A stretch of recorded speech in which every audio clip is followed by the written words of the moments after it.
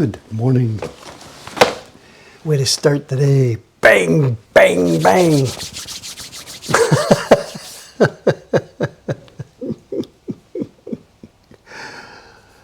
Good morning, good morning, good morning.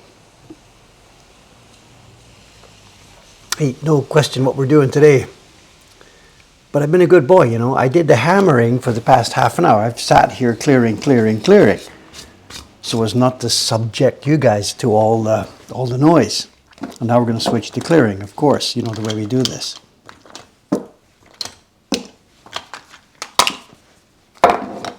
This is the back face of the block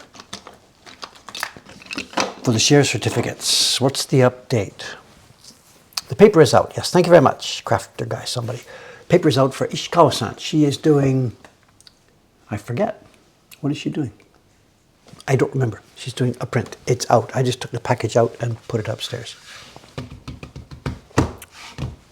It's rainy today. It's drizzly and rainy. I've had to pull the camera back in. I put the camera outside first with a bit of a cover, but it blew off. So rather than stress out, I've brought the camera back in, which means we don't get a view of people walking towards the camera, but whatever. Can't be helped at the moment. So where were we? On Monday? No, what did I do? Yeah, Thursday was all May. Monday I was here, and I forget what I did. I carved the key block, or I was starting to carve the key block for the share certificate. I don't remember. We had pasted it down here. And then on Tuesday, the next day, the shop was closed. It was a national holiday. Everybody was out of here. I spent the entire day sitting here pasting and doing color separations and working. So we have 1, 2, 3, 4 zones finished, and we have 5, 6, 7 more. The carving is finished. Now I've finished the hammering almost, and now it'll be clearing. There will be 7 impressions on this print. And the deal is, do I have a piece of paper to show you? When it comes time to print, the share certificate will look something like this. The printed part will be at the top. All around the outside will be the inkjet printing that makes the certificate.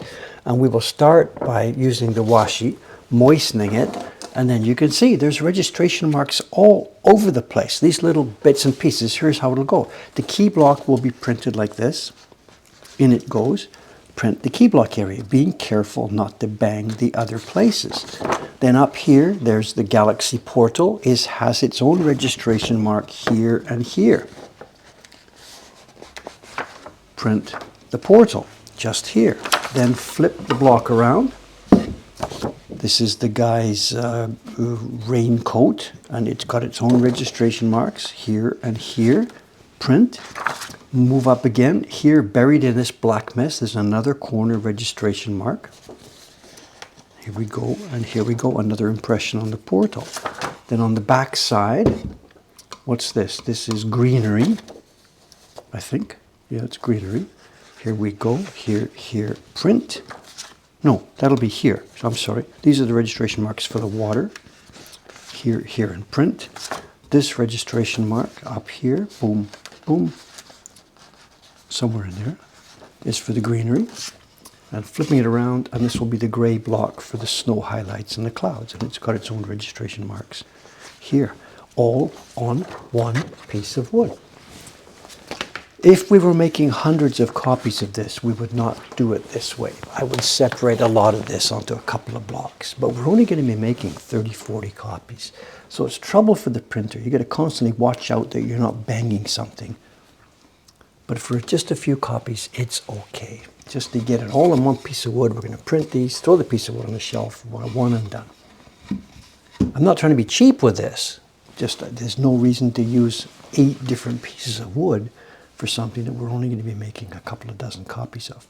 The finished prints will not know. The finished prints will look fine. But the printer is going to be thinking, Jesus, be careful. While I'm printing this, I can't bang this area. You know, when you're using your Baron, paper stamp. If we take away the paper, the Baron, we're going to be printing just this area. Boom, boom, boom. You've got to print it without banging up here. If you print wide and bang this, then marks from here will appear on the paper. Marks from this registration mark too. So it's really, really troublesome for the printer.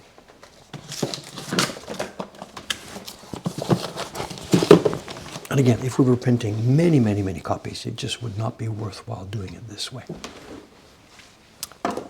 But we're not, so it's okay. What's left now is just, I don't know, can we zoom in a bit?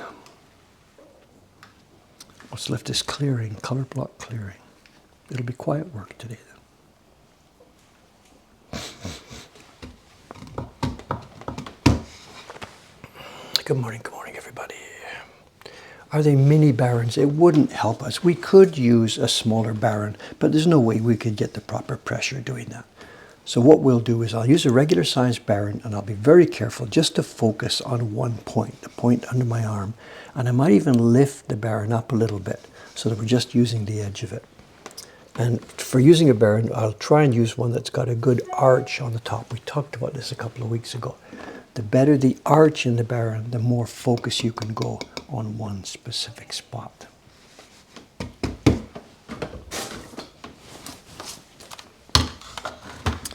So what's the plan today? Today the plan is this job. This will take us more than the time here for the stream. So I'll be doing this clearing today. We have a show and tell, a good fun show and tell. I'm not actually quite sure what it is that's inside. I bought it on auction based on some small little images. It looks really interesting. It's an old package of prints from 100 years or so ago. We'll look at that. I have a package to open. It's been interesting. I've been getting, can I say this? I've been getting emails from a certain person in the chat here saying, is it yet there? Is it there yet? Is it there yet? Is it there yet? Is it there yet? And yes, it's here today. We have a package from somewhere in Connecticut, the US, and I understand I have permission to open it on stream. It says, do not bend. So I guess we have a print. And I should put this away before we start. Sunday's New York Times.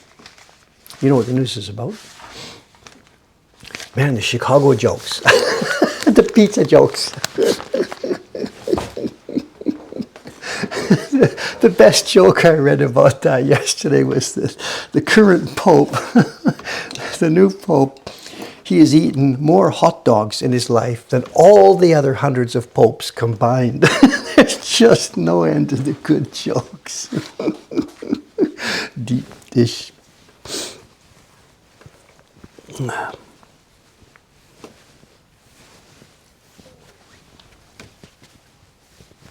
Are socks in danger of going light speed? No, I don't think so. There will be interesting prints, but it's not a question of, oh my God, I've never seen anything like this before.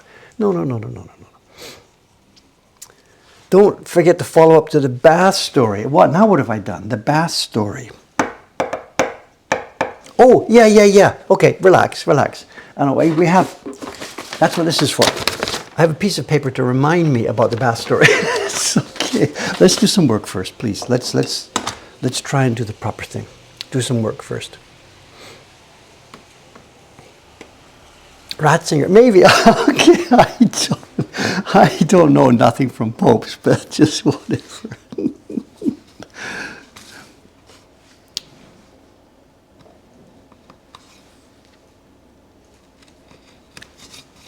Dave is not Catholic. You know, Dave has no interest, no dog in the fight or whatever. But it's just been an interesting story.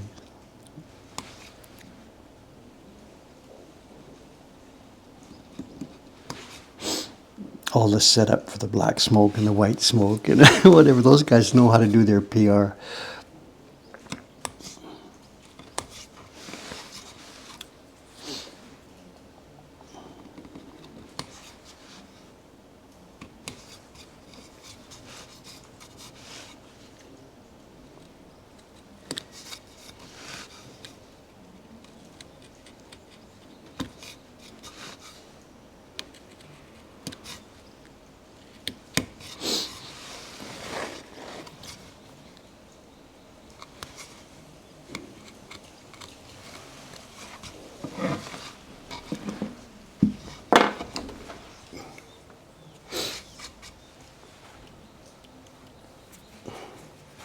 Actually, talking about the smoke thing, wet wood versus dry wood, they don't do it that way anymore. There's been lots of information about that this week. And after too many disasters and the wrong color smoke coming up in recent years, in recent memory, they don't do it that way anymore. They have two separate stoves, one for the white and one for the black.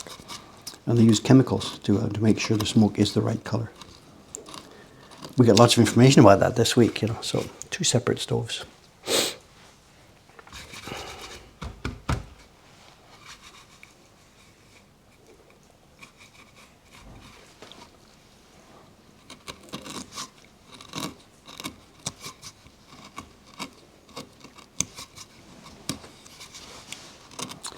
It's been an interesting mixed week here in the shop. Some days have been insanely busy still. There clearly is a lot of visitors. There are a lot of visitors here in Japan still.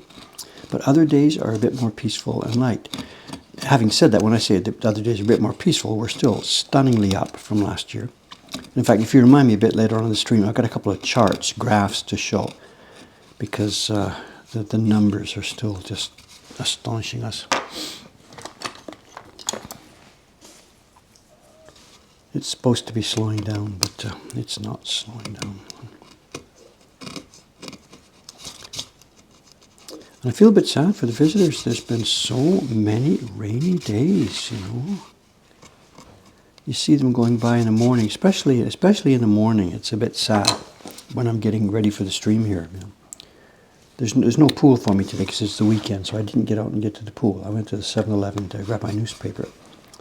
I'm out there at, 6:30, coming up to 7 o'clock, and there are forlorn tourists walking around, umbrellas or not, ponchos or not. The dad will be there on his phone, the mom is following, the kids are following, 2 kids maybe. They're all in their ponchos, dreary in the rain, and they're looking for someplace to find breakfast. Because there's not many places that supply breakfast. In any place in Japan. Breakfast is not a meal that many people eat out at all. And the restaurants around here, it's nighttime restaurants. They're bars and stuff. They don't do breakfast, my God. So you got to hunt up. You have to work hard to find a breakfast.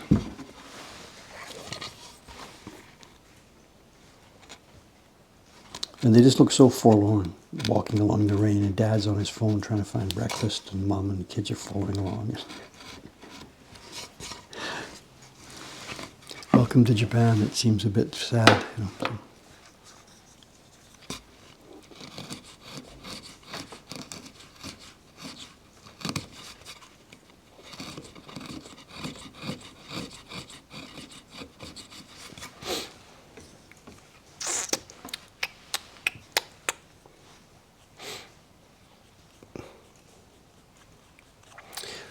Someone's saying, enjoyed a lovely visit to the shop. I wasn't kidding about the stock levels. You mean because there's not so much stuff here? You mean I'm sorry, you know, all of our favorite prints. People want Tago no Ura, it's gone. Stork in Rain, gone. Matsushima, gone. All of our own most popular prints are almost always now out of stock. The Yoshida prints, there's only 6 or 7 designs left. Doi Hanga, there's nothing left. Hasui, we've got, on any given day, there's 5 or 6 designs here. It's really, really difficult for us now. So this is why there's been a massive increase in what we call our flea market. Myself and Watanabe-san, the other people in the team, we've been buying all kinds of new, interesting stuff, actually. Our shop has transformed, you know, over the past 6 months, and most especially over the past 2 or 3 months since we got the news about Kubota-san. We have pivoted. You know, it's the same thing as when the pandemic came along. I forget the dates and times on this, but it was something like the airport closed on March the 2nd or something. I forget the dates. And the airport closed on X day. And we realized that we were in existential trouble. So we pivoted and we did, this is back in early 2020, we did our new campaign, If You Can't Come to Japan, Japan Will Come to You, within a week. So we pivoted our entire business within a week, realizing that people could no longer come to our shop. And we're doing the same thing now. It's not that we've abandoned our business model. We are still a publisher. We're doing subscription prints. We still have our own catalog of prints. We haven't abandoned anything. But in order to maintain a stable environment here, in order to maintain an interesting shop for people to come to maintain revenue, to keep our people paid, with the drop in our own production, we've boosted now what we call our flea market, you know, the buy and sell part of our business. And not just boosted it in volume, the flea market prints now make up a larger volume of our work in type. We've got all kinds of prints here now that I would never, ever have put in this shop a few years ago.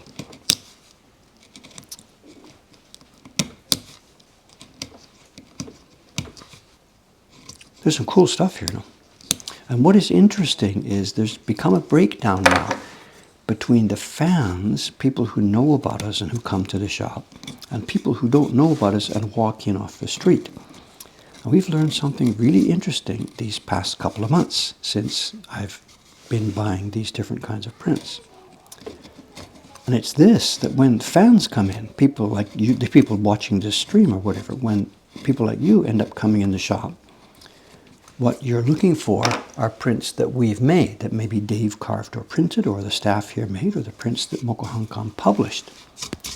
But general tourists coming in off the street, they don't know anything about the backstory. They don't know who I am. They don't know anything about this shop. They are just people traveling in Japan. They know that they've heard about woodblock prints as being a Japanese thing, and they're looking for interesting prints.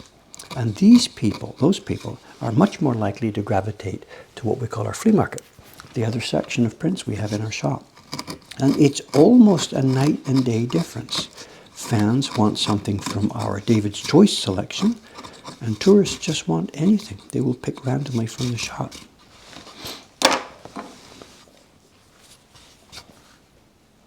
So that's fine. We are just now increasing the number of prints we have here, increasing the variety, picking up things that I myself wouldn't have picked up before, but I've now learned that there is a lot of interest in them. So we're casting our net quite a lot wider. The idea is still the same, prints of a good quality, well made and interesting, but the net is now being cast much wider.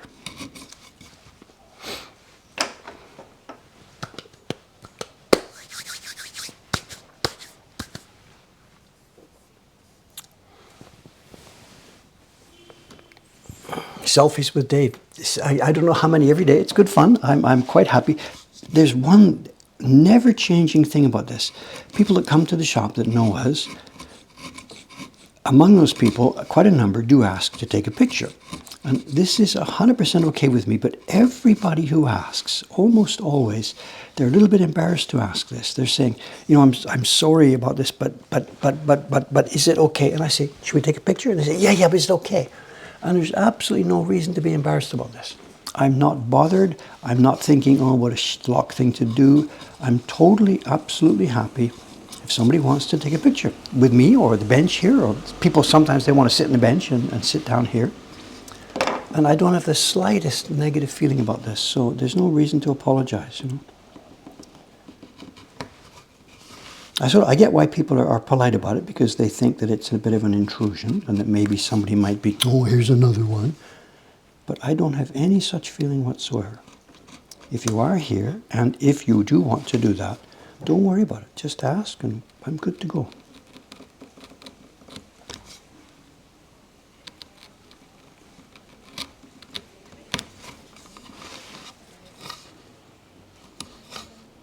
The joke here is that if I had $1 for every one, I would now be a rich man, but whatever.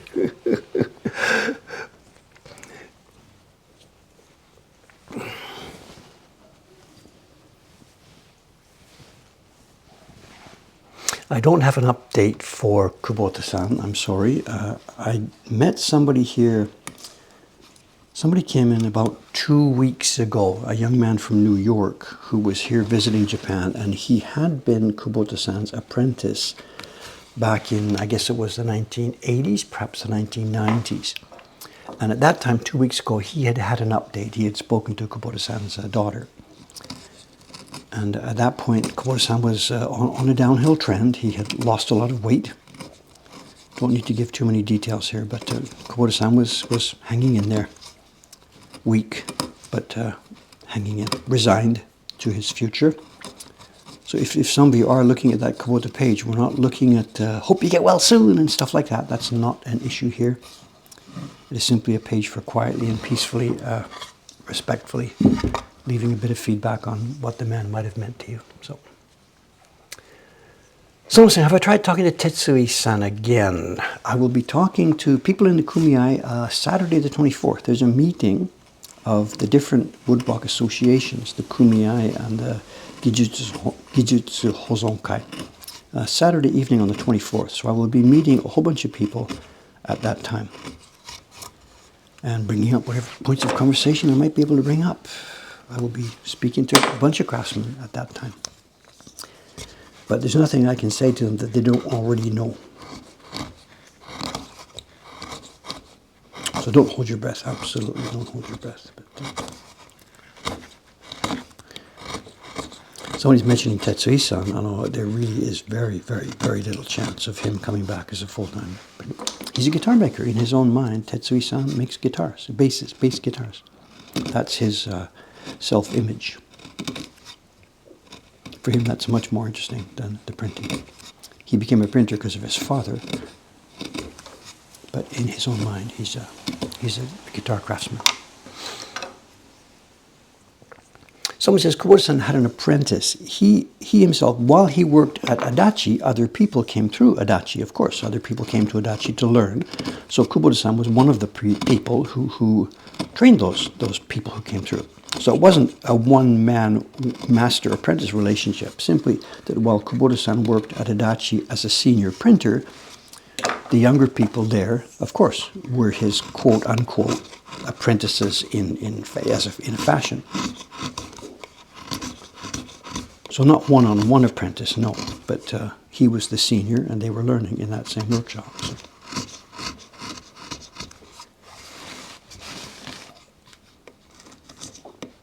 The same, I know Chiharu-san, the lady who is working for us, she lives up in Nagano. She learned under Kubota-san at Adachi.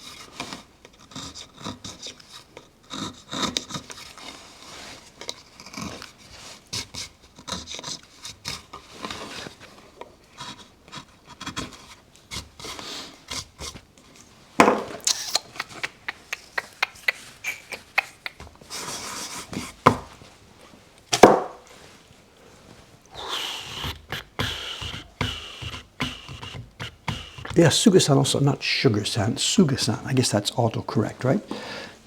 Suga-san learned from Kubota and the other crew that was there. Yamamoto-kun, also the same.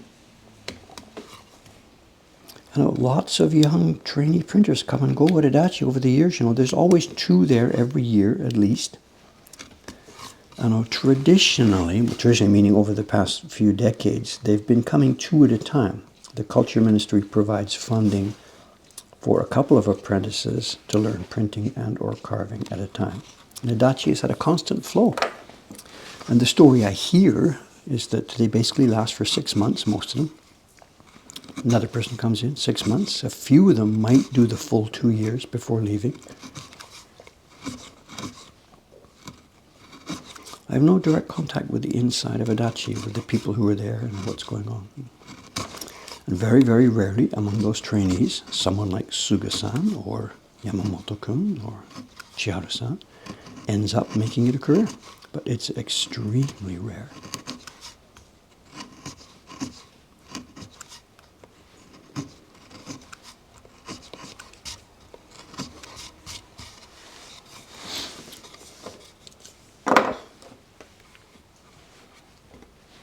The light circle you see, I've got a lens here.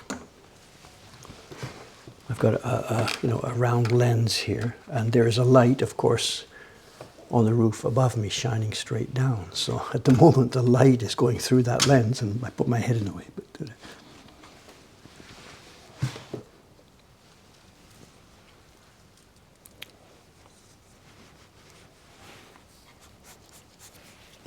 well, the people that leave are the people that just didn't enjoy it, or they weren't good at it. Remember, traditional Japanese printmaking as a printer, it's a bit of a paradoxical job, you know. You sit there quietly, peacefully, all by yourself, all day long, doing a very repetitive job. Do it once, okay, good. Now do it again. Ooh, that looks good.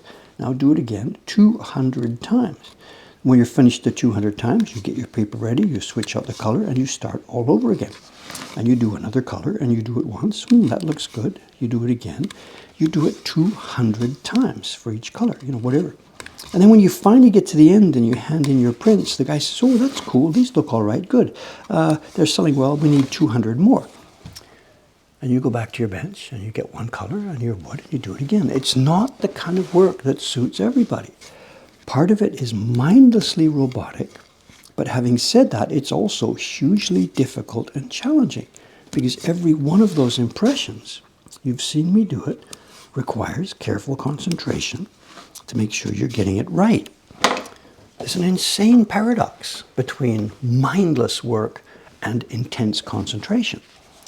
And not everybody can do this. And it's easy for us to now say, young people these days with their low concentration spans and suck on the phone, you know, that's the easy shtick thing to say, but it kind of is true. Someone like Dave here, when he grew up in a very slow-paced environment, reading books, and whether it's my character or whether I was forced into it, whatever, you end up having patience for things. So when it came time for me to do printing, there it is, that's one copy, okay, let's do it again, another copy, another copy, okay. Something in my personality helps me do this. But not everybody can do this.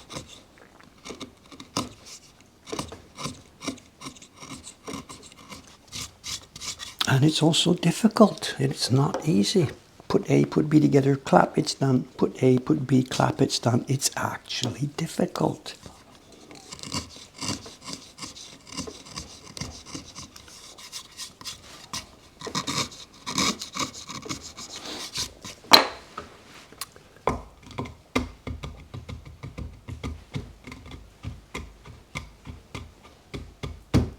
So saying printers are contractors, there is a couple of different ways to do this.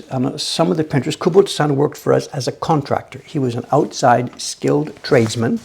We sent blocks, paper, and samples, made an agreement about how much. He did the job, we paid him. He was not an employee, he was an outside contractor. Currently we're working with Chihara-san. She's an outside contractor. Some other employees, when Kubota-san himself worked for Adachi, he wasn't a contractor, he was an employee. He got a salary. The printer next to him got a salary. They got paid the same salary each month, and the publisher handed out work and said, get busy. And whether he made a lot of prints or not many, or whether he did them well or screwed up, he still got the same salary. That's how it works in some places. So there's both types. There's different types of payment for printers. There's piecework, there's contracting work, there's salaried work. There's a lot of different ways to handle the issue.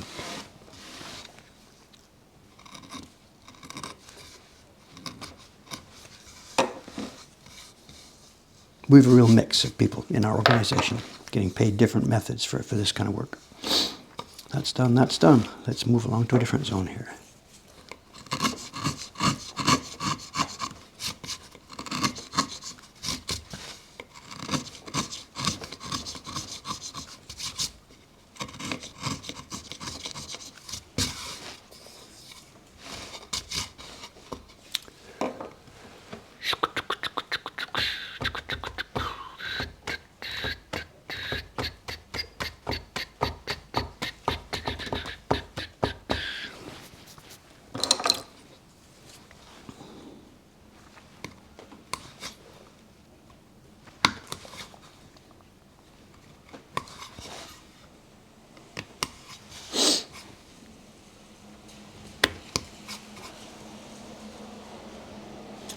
So I'm just asking about the in-house workers we have here. At their request, they are not salaried people. For example, Ishikawa-san and Ayumi-san. They are ladies. Ishikawa-san's a housewife with strong responsibilities. Her father is ill at the moment and he's in and out of hospital. Ayumi-san is a mother. She's got 2 little kids. They're at home sometimes. They're in and out of the daycare. So these people, they cannot do a regular schedule. So they can't be salaried employees because sometimes Ishikawa-san, for a couple of weeks, she's not here because of family responsibilities. So on a position like that, they can't be salaried. Again, this is their choice. If Ishikawa-san came to me and wanted to become a salaried employee and was going to do whatever it was, 40 hours a week or whatever she would ask for, I would say yes. But she's in no position to do that, to accept the job, because of family responsibilities. And this is the case with most of the women working here. Ayumi-san, it's the same thing. So they get paid piecework. They come at their own schedule. They've got a key. We discuss what kind of jobs they're going to do, and then they come when they can, and they don't come when they can't come. The paper stays in the freezer. So there's no sense to even think about paying them as a salary. We can't. And they get paid on the basis of the work they do. So on any given month, when they have a lot of family responsibilities, when kids are sick or something, or this or that, they earn less money. And they can do this because they are not the primary breadwinner in their family. These are ladies. Ishikawa-san, her husband, has a massive job with a major engineering company. Aimi-san, her husband, is a police officer, moving up in the ranks. So for the ladies then, and this is not a negative, this is a wonderful opportunity for them to do interesting outside work, to get out of the house, to do something interesting, to be productive, to be fulfilling, and yet do it on their own time. So for them, this is a wonderful opportunity. If they worked at the local supermarket or something, the managers, be here next Tuesday. No, I can't. Be here next Tuesday. I can't. You know, that sort of thing. Here, they just make their own schedule. The freezer waits. So they have, so in that sense, the best of both worlds, fulfilling work on their own schedule completely, with no pressure from the company to be there tomorrow. The downside is that because they aren't here every day, because they take a lot of time off, they don't earn as much as a full-time person would. But that's their stage in life. That's their status in life. For me, the downside is they're unpredictable, you know. And I'm not insulting when I say that. It's unpredictable. So we have the schedules here. We have a publishing schedule for subscription prints.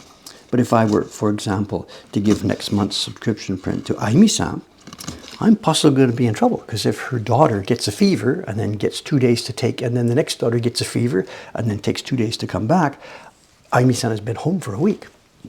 And the publishing schedule goes boom. So this is why people like Kubota-san and Chiharu-san have been fabulous, fabulously important parts of our team for the past few years. Kubota-san, being totally independent, works on his own schedule. I would call him up and say, okay, we've got a subscription print. It's due on the 15th. It's got this many colors. What do you think about this? And he would look at his calendar and schedule and say, yeah, a bit tight, but sure, I can do it. Send it over. Whatever. Away you go. So we could get things done on time, on schedule. With our in-house printers, because they are ladies with outside responsibilities, we have a real trouble with the schedule. And now, with Kubota-san out and Dei-chan off on pregnancy leave, Dave is in trouble. Would I step in and finish a print if the printer is off sick? The only time I would do that, or would have done that, is if it's a deadline job. If it was a subscription print and Aimi-san's kids were sick or something, and she can't come in, and oh my God, we need it finished by Monday. And that hasn't been the case because we haven't put ourselves in that situation. But yeah, in general, we don't share the work. These days, whoever starts a print will finish it. They take their own jobs and they will carry them from start to finish. That's the normal way these days in a printing workshop. It's not how it was always done in the old days. In the old days, a job could have been shared out among many different printers. The prints like the Kuchie and stuff, almost certainly those were shared. The set of blocks came into the workshop. The master would sit down with the team and say, okay, here we are. It's Tuesday afternoon. This thing's got to be finished by Friday night. There's 25 colors. We need 10,000 copies for the magazine. Let's get to work. And they would share out the blocks. And I've seen a set of blocks like this. We've talked about this before. One of the blocks like this, it would be a block and it would have 3 written on it in a Japanese character. The other block would say 7. Something else would say 2, or maybe there would even be a point. It would say 4.5 or something. And what that means is, for that block to print that color for one sheet, the guy was going to get 4.5 yen. And the master, the older seniority printers, would look at the block set and they would get first choice about the ones they want. Then the next seniority, they would pick, and the little kid, new kid, gets the one that says 1 yen at the bottom, whatever. So. And then they would get to work. Somebody would prepare the paper, someone's doing sizing, in comes the paper stack, and the whole paper would move around the workshop. I got this block, you got that block, here's 100 copies. Are they ready yet, Jack? Throw it over, let's go. It would have been organized chaos. And then 3 or 4 days later, there's your 10,000 prints, boom, out they go to the magazine company. But nobody's doing it that way now. Nobody.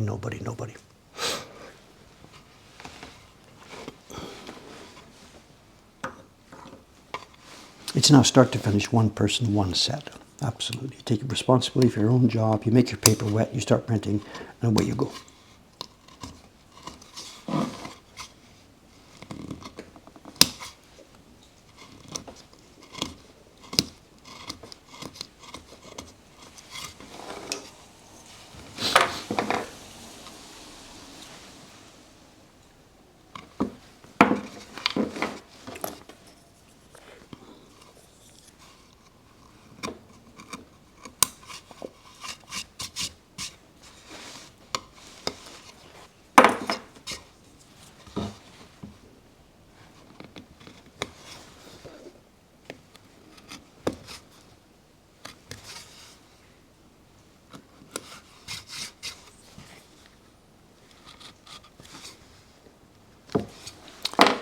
Kind of hot in here. Let me open the door for a minute. Get some breeze in here. 1 second.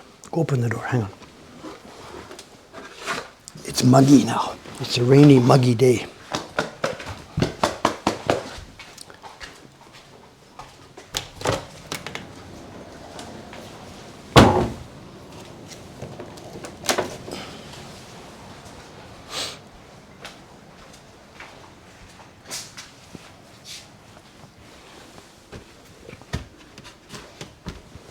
Now it's going to get a bit damp in here, but can't be helped.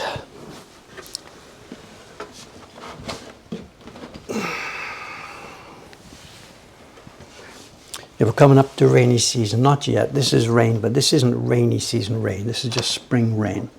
We're still a few weeks away, 2 or 3 weeks away from the beginning of the rainy season. And that's when it just, whatever, the humidity goes up, there's mist in the air. It's not so much about the rain, it's about the humidity and the clamminess and everything else. But we're still a ways away from that yet, here in Tokyo anyway. This is just rain. This is not rainy season rain.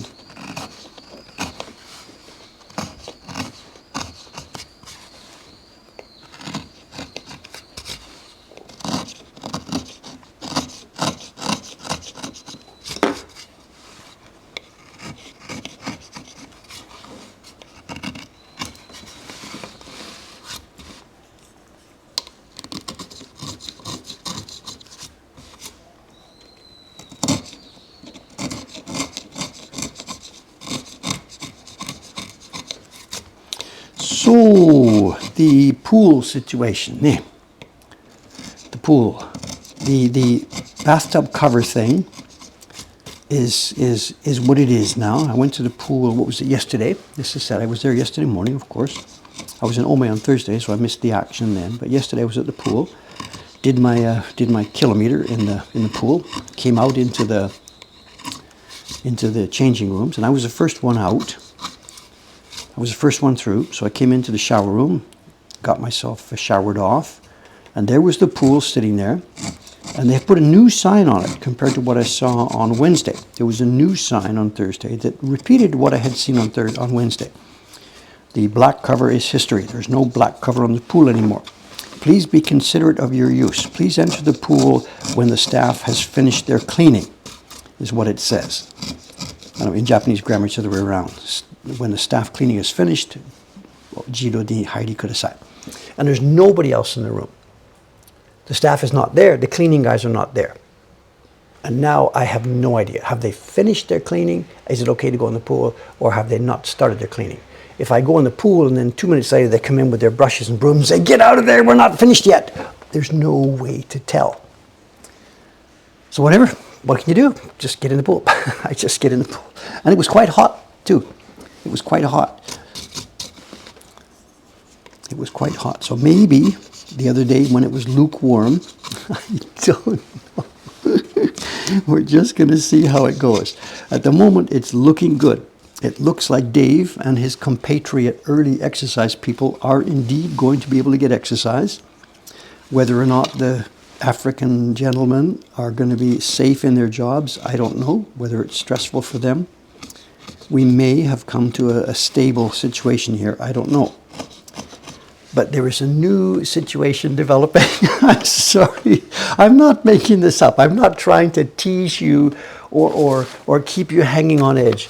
There's a new situation has come up at the beginning of this month we found these sheets in the lobby of the fitness center.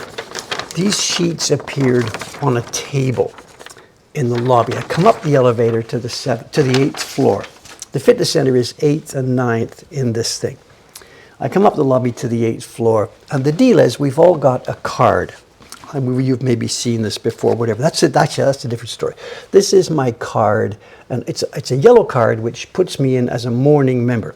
And it even says morning. So I'm a morning member, which means 7 to 10 is my window of opportunity in. And the deal is this, you beep in. It's always been the case. You come out of the elevator, you go to the front desk, and there's a little sensor there, and you hold your card, beep, and you go in. You do your stuff, and you beep out, head the elevator, and away you go. Totally okay. This is the way it is. Some people have a green card. Some people have a really deluxe member's card. You know, they're there 24 hours a day or whatever, blah, blah, blah. Dave's a morning member. And I guess if I tried to beep at 10:01 or something, it probably wouldn't beep. It'll say beep, beep, beep, beep. You know, morning members can't do this. I have no idea. That's the name of the thing. But what happened this month is they have raised the prices. I've been paying 4,000 yen per month for this service, to use the pool weekday mornings. I can't use it if it's a holiday, and I can't use it on weekends. And I can't use it on the last day of the month. The whole building is closed for cleaning. And I can't use it on the 14th, halfway through the month, when the whole facility is closed for cleaning. So there we are, 4,000 yen. We got a message, this would be 2 months ago, effective April 1st, the prices are going up 10%. No problem. I think 4,000 yen for what I get is dirt cheap. It's free from my point of view. So it went up to 4,400 yen to use this fitness center. Pool, exercise rooms, running track, weights, all that stuff. I've never even been upstairs, but it's all full of this kind of stuff. Advice from the people, blah, blah, blah. 4,000 yen per month. I think it's super, super cheap. So when it went up to 4,400, Dave didn't bitch. Some of the people, yeah, whatever, wrong, beginning of the end, blah, blah, blah, blah. I don't care. But this month now, something else changed. It's here, morning member, base price, 4,400 yen. That's the first column on this thing. Where are we here? This is morning, base price, 4,400. But there's now a rate schedule for multiple use. It's no longer a flat fee per month, starting this month. It is a flat fee up to 8 times. Hachikai made, it's the base price. And if you use it 9 times, you're paying more, 10 times. And they've made this chart. If you come 8 times, 9 times, 10, 11, 30, 31, 34, 51, 55, and it ends at 55. So the machine is counting how many times you use it. And if I only went 8 times a month, just the base fee. If I go 9 times, instead of 4,400, I'm paying 4,620. They've added 220 yen each use over 8 times. And if I use it 10 times, it's again, yeah, they add 220. So bum, bum, bum, bum, bum. If I use it 55 times, I'm not quite sure how I can do that in a month. How can I get in 55 times each month when I'm only allowed to use it during the day? But that's their chart. If I use it 55 times, and these are single use, nothing to do with family. The family charts are somewhere else. This is morning member. It's a one person card. There's no family deal here. Now, okay, I'm sort of not complaining. If I did go every day, 5 days a week, and if there were no holidays that month and no days off, I could be there 5, 10, 15, 20, maybe 21 times, theoretical max. I won't be because there's always going to be a holiday. I'll be in Ome. There will be a cleaning day. So I'll be there 18 or 19 times max. So my price has gone up from 4,400 to 6,600 if I use it 18 times. But this has caused now a huge, huge problem. And I'm seeing this every morning. I leave the house at 6:50, grab my umbrella, whatever, stroll around to the thing. I get there at 6:54. The elevator's crowded or not. I go up to the elevator. I come into the lobby at 6:55 or 6:56. I sit down on one of the benches. Saito-san is next to me on this side. Kato-san is on the other side. Suzuki-san is standing up next to me there. He's getting his stretching ready. We all know each other now. The early morning, it's the early gang at our fitness center. This is just guys. The ladies come out of the elevator, beep in, and they go to the ladies' side. We can't even see them. They're waiting at a different entrance. So there's no contact between them. But me and the other guys, there's not enough time for conversation. It's just aisatsu, how you doing? Yeah, I was at the hospital last night. Whatever, a bunch of old guys chatting. But what's happening now is this. No names here. I'm sitting on the bench. Saito-san is next to me. The elevator door is open. X-san comes out, walks towards the front counter, takes his card out, misses swiping it. Didn't beep it, because we can all hear beep. Goes over there. No beep sound. Comes back, sits down. And we all go in, we do our exercise. And of course, when he comes out, I'm not there to see it, but when he comes out, he will walk over to the counter and then to the elevators. So there are people now who are, there's no other word for it, there's no air quotes, they're cheating. They're not beeping in and beeping out. So I was a bit curious about this because I hadn't realized what was happening. But a couple of days ago, a big sign appeared outside the elevators. I forget, what does it say? 客さん、毎日ちゃんとレジ、not レジで、フロントでカード出してください。Please beep in and beep out. So there's a thing happening. Because they've pushed the prices up, people are starting to cheat. Welcome to Japan. So, I don't know.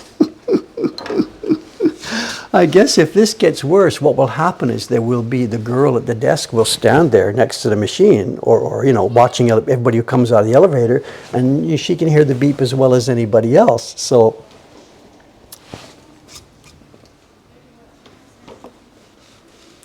there we have it, the never-ending, ongoing whatever.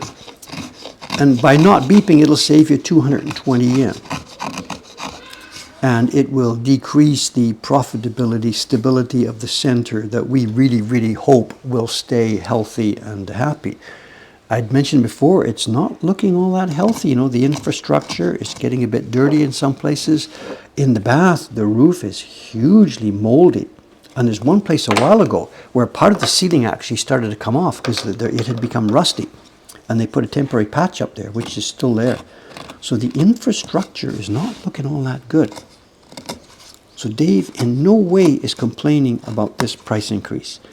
It's still, for me, such a great bargain to have this so close to my house and so cheap.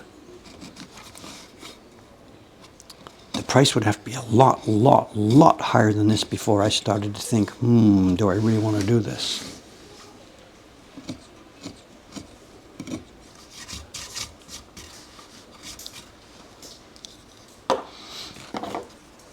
But yeah, trouble in River City.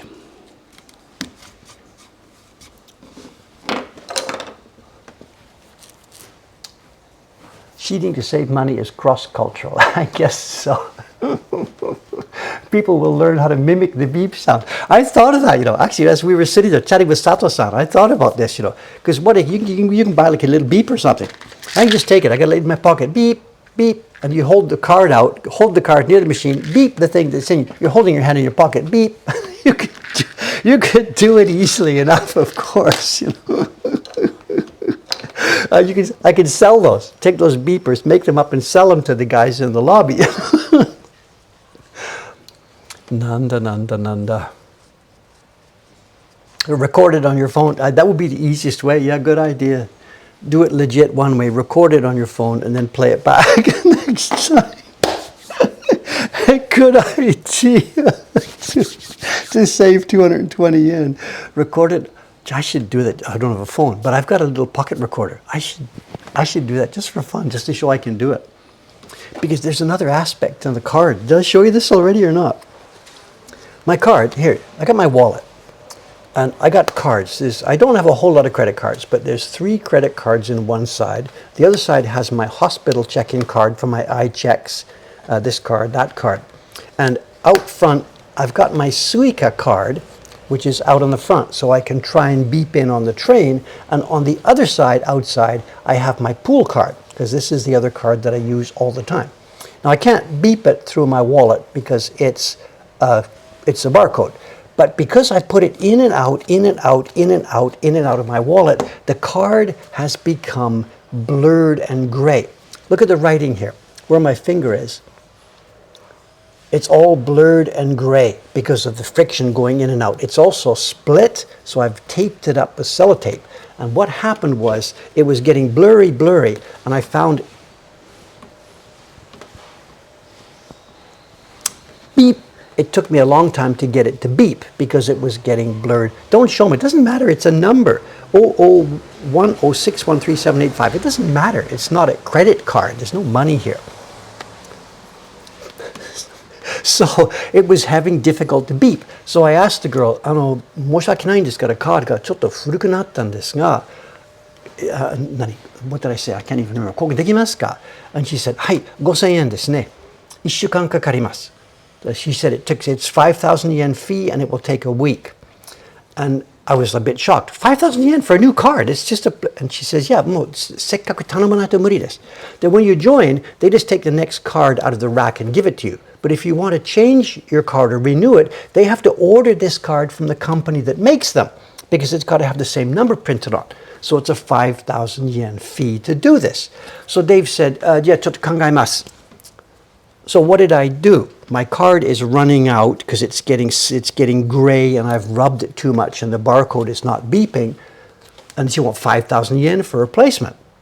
It's not bullshit, because I get it. They have to contact the card company who makes these things for them. And yeah, whatever, sending it. But I could still read it. And the number is 00106137885, and there's also a check digit stuck on the end of that, which they don't print on the outside.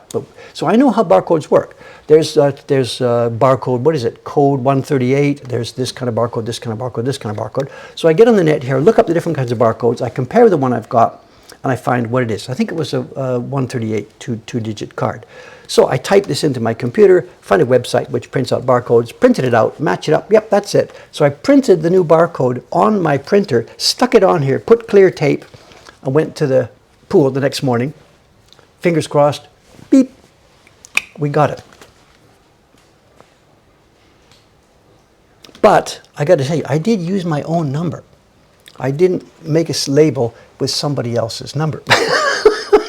What I should have done, I should have said one morning, Sato-san, ちょっとカード出してください。いいね。Yeah, Sato, 僕の. And I should have looked at Sato-san's card, memorized his number, and then used his number on my card. He'd start getting bills. Did I really go that many times to the pool? Whatever. I'm not that much of a monster. But yeah, you could start a side business, whatever. Whatever, I get it. I know they weren't being obnoxious. 5,000 yen, it cost them something to issue a new card. So whatever. I've done nothing bad here. Nothing bad. I have saved myself 5,000 yen. I'm using my own number to get in. I'm not cheating.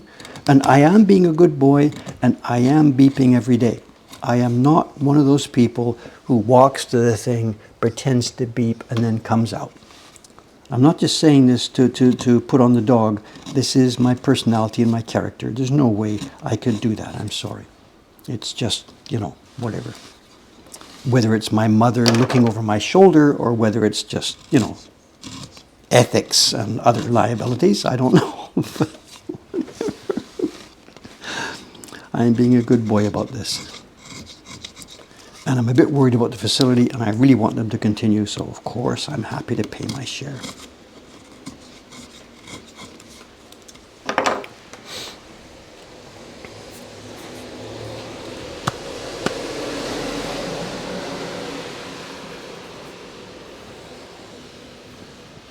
Another way to do it could have been grab the next card in line and change my number.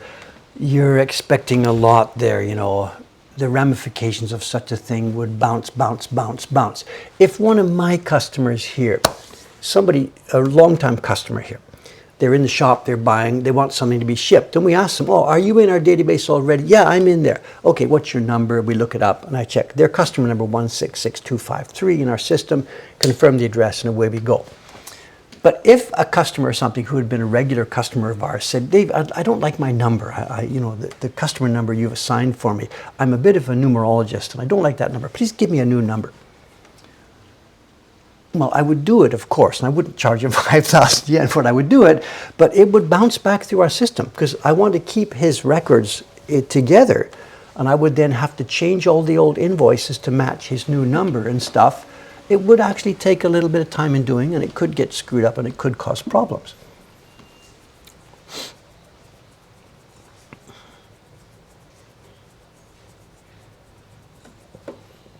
So I get it. I wasn't surprised. I was expecting maybe 3,000 yen. She said 5,000, and I get it, you know. And anybody Japanese would just have shrugged and said, okay, please do it, start me up. But Dave, you know, I'm going to give it a little bit of I think I can figure a way around this, you know, without causing troubles. They don't even know what I've done. They will never know what I've done. I haven't hurt their system in any way whatsoever.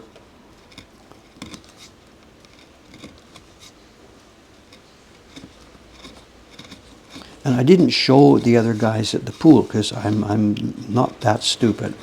I do not want story to get out, because if I do that, then at one point, one of the boss people is going to come over and say, could you show me your card, please?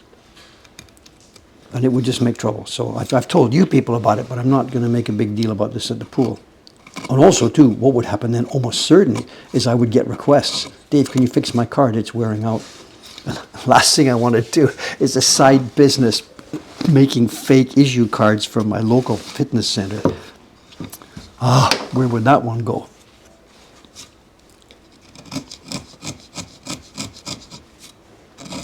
Next step, passports.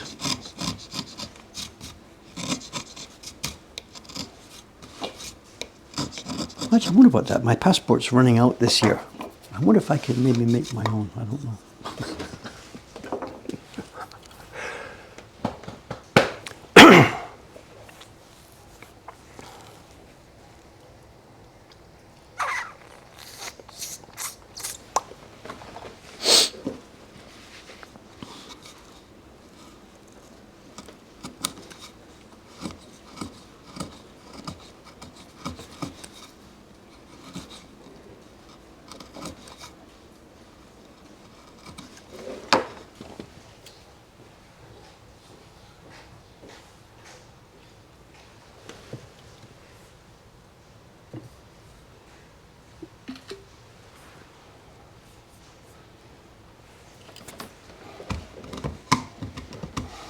Someone says, what are we working on? It's, of course, a woodblock print.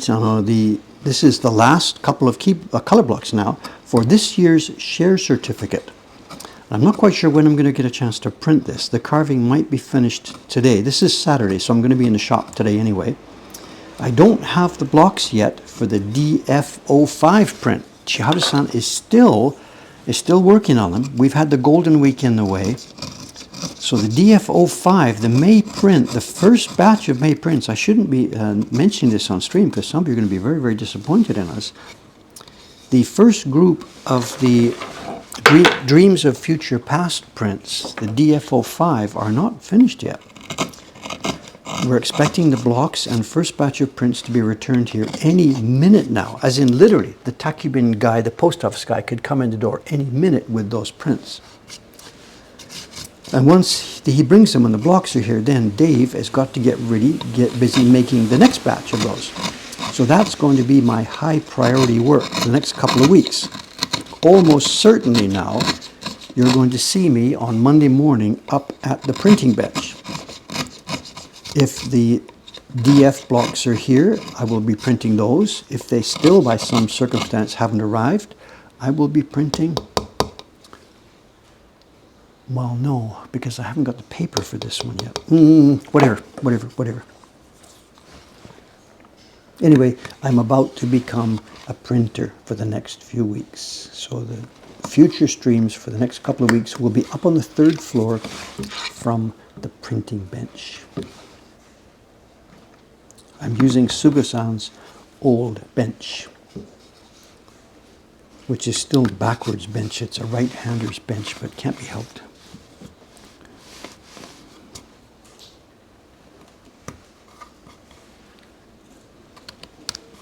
Are we okay for show and tell? 9 o'clock. We're good to go. I have one envelope to open from Connecticut and then a batch of prints.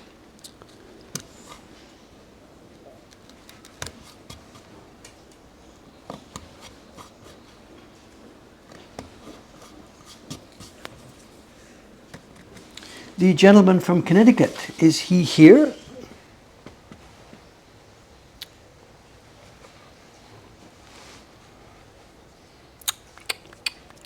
So I'm saying, am I planning on retiring after I finish the current print series?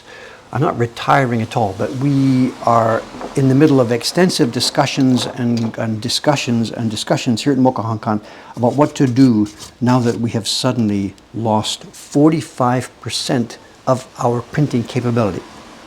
Right now, in the last couple of months, we have lost 45% of our printing capability. And that's hugely going to affect what we can do next year. So we are discussing and thinking and trying to come up with ideas about how we can create stable work for our team next year, how to continue our traditions, how to maintain our business stably, and how to do it without making Dave work 24 hours a day, which is what it looks like right now. If we published another subscription series the same as this year's, well, we just don't have the ability. I can't do that. I wouldn't make it through the year. We just don't have the printers. And some of the people here have been suggesting ideas. Instead of a print every month, let's do a larger print every 3 months. It sort of doesn't help. It's basically the same amount of work, just in a different shape and size. So I don't know. I don't know.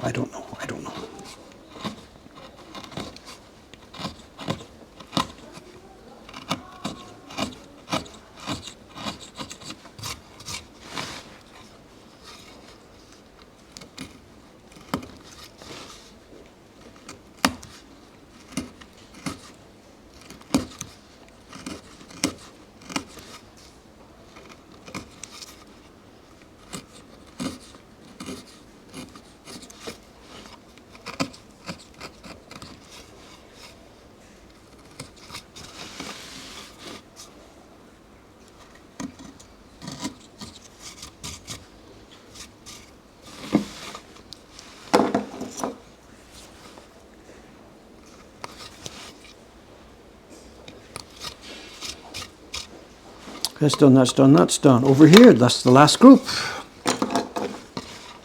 How are we doing? 9:03, we're still going.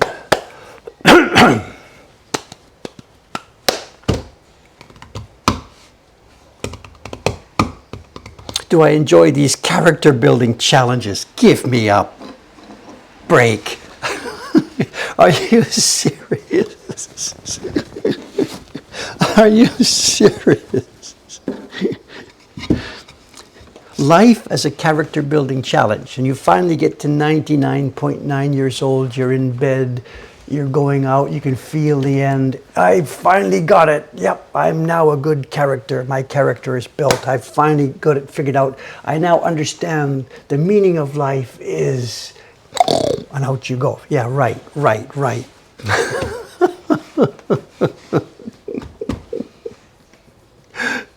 Character building challenges. Someone says time to raise prices. It doesn't help us. It doesn't help. Raising prices just removes our work from the hands of people who should have it. It doesn't help. Make one print a year for $2 million and sell it to Jeff Bezos. That's not a business model. I'm sorry, And raising prices, I'm exaggerating, but it's the same thing. We've got a wonderful, wonderful balance between the quality of our work and the prices they pay, and raising the prices doesn't help. It could, in one sense, if somehow the prices raised and all of that money somehow magically went to the printers and somehow magically people would appear out of the woodwork. I am a skilled printer. Now that you've raised the price to this level, I will happily work. And in that sense, it does. Raising the prices and paying printers more is a viable way through this, obviously. And I get that. And we're actually we have raised the prices for our printers steadily. Almost with every single job we put through in the past couple of years, I have raised the base price for that job to the printer. So that is a one way forward. Make the printing job so well paid that people will line up at the door waiting to get in and do this. So I get that. That's a real thing. And we are on that track in that we are paying printers more than anywhere else on this sort of thing. Paying the fees per printers. The money we pay Chiharu-san for Great Waves, she still says every time, really? Is it okay that much? Because it's way more than what other workshops have paid. But it doesn't solve the immediate problem. There are no printers out there. But yes, I'm on board with you there. We have to make it into an attractive job.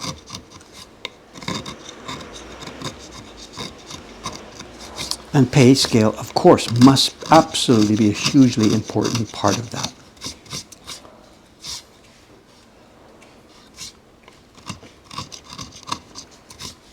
But right here, right now, today, on the ground here, it doesn't make any difference whatsoever. Those people just don't exist for love or money. So.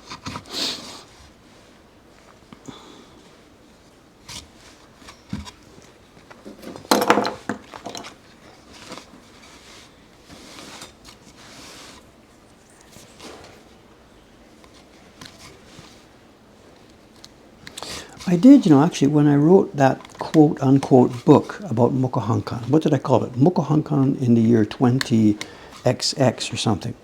It's on my blog. I wrote this about 20 years ago or so now. I wrote a future vision of the vision that I had for Mokuhankan. This is before we had the shop, before we even hired people, when I was thinking about hiring people, thinking about creating this company. I tried to put down a vision for it. Is this mailman? Oh, it's Sadako. Soka. I was thinking it was the mailman. Online? Yes, of course. Okay. Well, you couldn't get it? I couldn't get it from somewhere. Okay, try. I know sometimes people say it seems to be stopped, and if they restart, it boots up again. Okay. I don't know. Sadako says she wasn't able to see the stream. Is anybody there? Yeah, they're here, Sadako. It's a normal stream. Good. Oh, So you haven't seen anything? You've just been quietly reading a book on the train or something? no. I had to look at my schedule. Exercise schedule. There's 100 people here. Hello, Sadako. Come say hello. There's a bunch of people saying good morning too. Look. Everybody's here. Sadako, good morning. Hey, so. Someone's saying, what happened? I don't know, my cell phone condition wasn't so good. So I should restart my iPhone. someone says, cute scarf. Oh, thank you.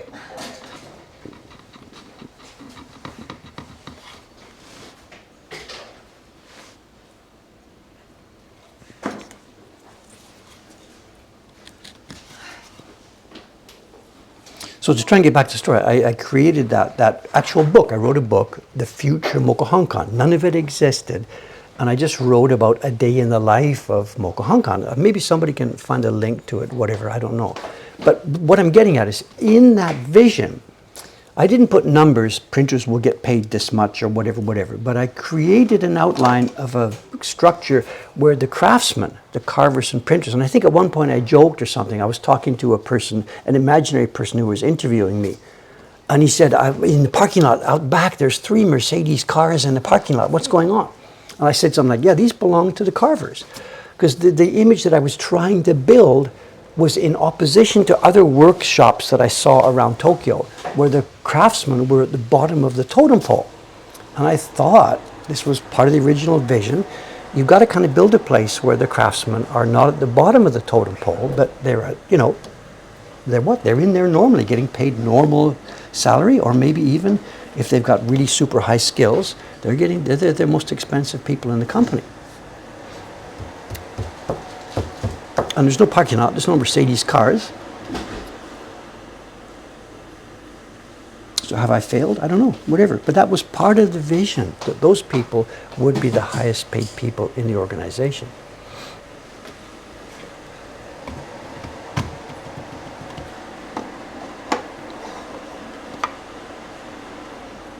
As far as carvers go, we do have that now. We do have that.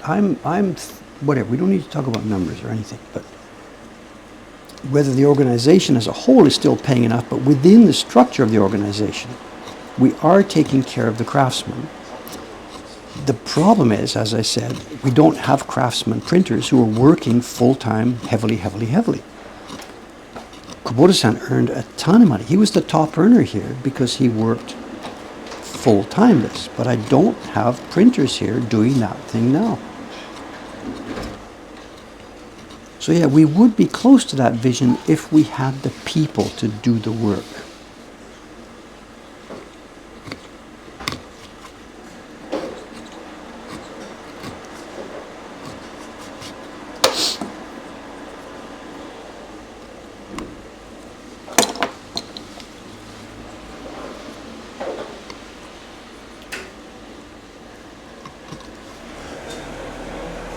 Someone got it? Yes, Tom 1060. Thank you. Visit the Mokuhankan in the year 201X.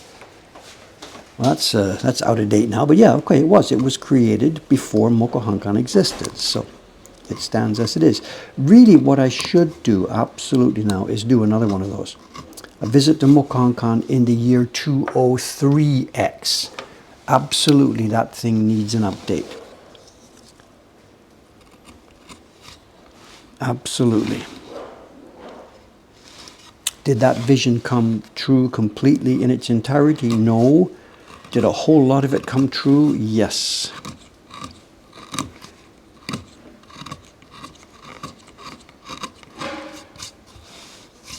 It was just a starting point. If you have a vision of where you want to go, you have a chance of getting there. If you don't know where you're going, you're doomed. Which is why I wrote that. I wanted to try and think about what do I want to be doing with my life, you know. And absolutely I should write another one of those.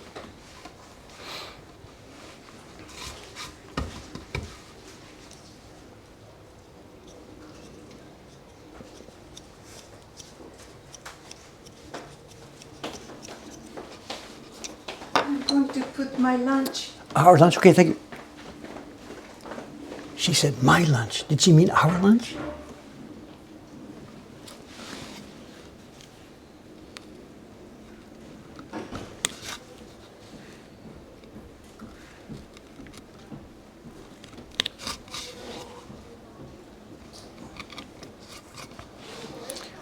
Okay, it's 9:13. I think we should switch over. To show and tell mode. This block is not quite finished, but it's close enough. As I said, I'll be here in the shop all day long today. I will easily finish this block today. Easily. She said my lunch. I mean, as in her. Oh well. Am I in the doghouse? I don't know.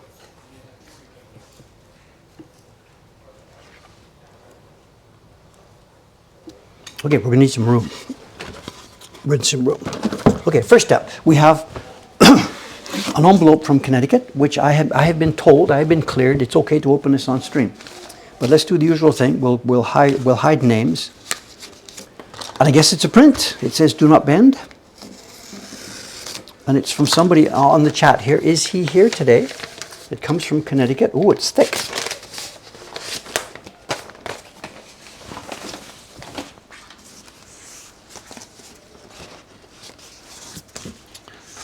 Sellotape on the print. You don't put sellotape on a woodblock print. Dave's careful criticism of this thing. So you're here. Is it Crafter Guy 7873? Is that you? Is this your print, sir? Hey, but please don't put sellotape on prints. Oh my God, especially such soft paper. That's the bad news. Please don't do that. There you go. All right. 1, 2, 3 blocks, right? Black. Very nice. Look at this. Where are we here? Oops. I guess, is this your first print, sir? I think it was an accident. Somebody says, I don't know, whatever. I know you're busy, but I wish to say thank you for all the great content that you do through Twitch and YouTube. It's taught me a lot. Thank you, sir. I've enclosed my latest print. Oh, it's not your first. My latest print of a koi fish. It's a total of 4 impressions. Now you've confused me. I see a black outline. I see a darker gray here. And I see orange. He said, his letter says 4 impressions. I see 3. What do you think here? It's on a Western paper too. It's not Japanese paper. It's on a Western paper. Nicely carved, sir. What's the 4th one that I'm missing here? He's here. Oh, it's your 8th or 9th print. Okay, all right, thank you, thank you. What are we carved on? Is this a Sheena plywood or cherry wood or? I did the darker part on a separate block. You mean the gray here? Yes, that's on a separate block. That's one block. Orange is another block. And the lines are on a 3rd block. What am I missing? He says it's a total of 4 impressions. Maybe the orange then got printed twice or so. So 3 blocks, but 4 impressions. Is that the idea? No, very nice, very nice. It's good fun. It would be a lot more pleasant as a woodblock print if you could find some Japanese paper to do this. You know, the feeling and the mood of washi, it adds a whole much more to the print. Other than that, no problem. Looks cool. Is it Sheena plywood? Orange twice. Key, orange twice, and black. Okay, I got it. Key, the black gray, and then orange twice. Okay. Can I offer a couple of tiny suggestions here? It may be something you want, I don't know. But along the edge of your colors here, there's what we call tamari. See the orange building up here? At the edge. And whether you want that or not, I don't know. But if you've got your block, when you're rubbing your pigment with your brush, rub around, round, at the very end, if you tip your brush up sideways, and just with the edge of the brush like this, if you rub that along the edge of the color block, you can get rid of that tamari. Oops, here we are. You can get rid of that tamari line. So rub orange, and then just with the edge of your brush, and it would get rid of the tamari. It says cherry wood. So someone says, that's why I mailed you about the adachi paper. Adachi paper. No, you're confused. He's talking about Murata paper. Probably, right? Yeah. We don't have washi for sale here yet, I'm sorry. But yes, at some point, Murata-san, the young lady making paper for us, with us, will be selling her own paper. But it's not happening anytime soon. Thank you for sending this, and thank you for being open enough to put it out in the world and let people look at it. Thank you.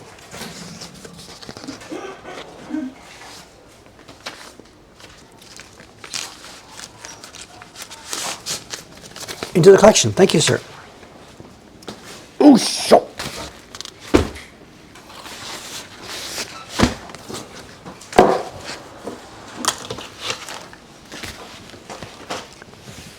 Oh, I've only left myself 10 minutes here for this.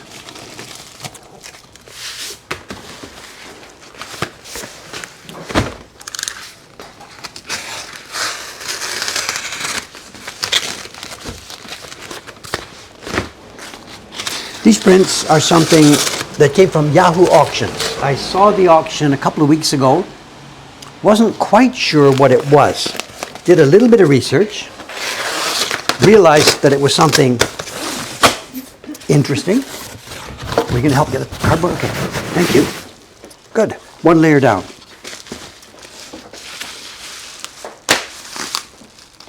The price was a little bit more than I sort of really wanted to pay. Oops, just another one. Is that okay? Good.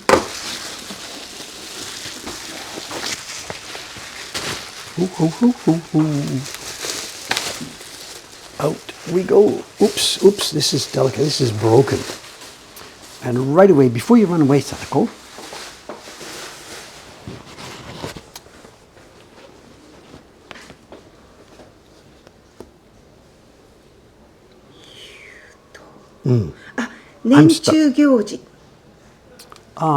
events over the course of a year. Nenchu, a year, during the year. Gyoji, activities, events, and then 遊ぶっていう字みたいだけど、でも違う。ですか？そう。and then zen, the Kan. full set, kan, the full set. So events over the course of the year, something to do with playing pictures. And this is a box. There's a wooden frame here at the bottom. There's a wooden piece of wood at the top here. It's all sort of broken. It's coming to pieces. And yet it has a hinge and binding at the back. This is old. Looking at the packaging here, this is late Meiji or perhaps Taisho era. And there's a string here to pull it out. And I think what it is, there's a box. So let's get the prints out. It's a wooden box. ちょっと待って。1月元、1月、原産？そう。January 原産。Somebody's name. Maybe the third day. Of New Year. Soka, soka, soka. The third day of the new year. Gen can be the first day. Okay, can we take the box away? Wow, look at that. An actual wooden box. And we've got a bunch of prints here. The auction guy said it's supposed to be a set of 12, but he said one was missing, and he also said there's an extra one in there. Oh, look. We have information. Just a minute. Before we look at the prints. Oh, I was wrong. It's Showa 7. I said, what did I say? Taisho? Late Meiji or Taisho? Yeah. I lied. It's not Taisho. It's Showa 7. And the publisher is Takeshita Kaneshima. Kana? Oh, no, that's not the publisher. That's the designer. Okay. Pronunciation. So that's the designer, Takeshita. And the publisher is Uchida. Uchida Bijutsu Sho... Help me. Shobo. Okay. Uchida, which is one of the Kyoto publishers. And here it's Kyoto City. So published in Kyoto by Uchida in Showa 7. Someone's got a date for us, 1932. So 20 years before I was born. This is before both Sadako and I were born. This is pre-war. And here we go. And there's the opening one. Genmitsu. Genzo, Genmitsu, Gensan, Genzu. And it says Edo Maki. And then we have Heian, and we have Nen, nani? Heian, これは何? Heian じゃない? 同じ? It's totally different. Okay. Heian 時代、江戸時代、鎌倉時代、室町、Momoyama, Edo. I'm stuck on this one. Oh, this is Kamakura. Kamakura. So we have different events from different periods in Japanese history. Let's get to the prints. Let's put this in the back.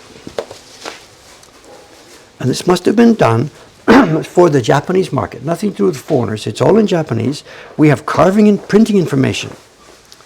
These are people I know nothing about these names at all. 2 carvers and 1 printer. Hino-san. Let's have a look.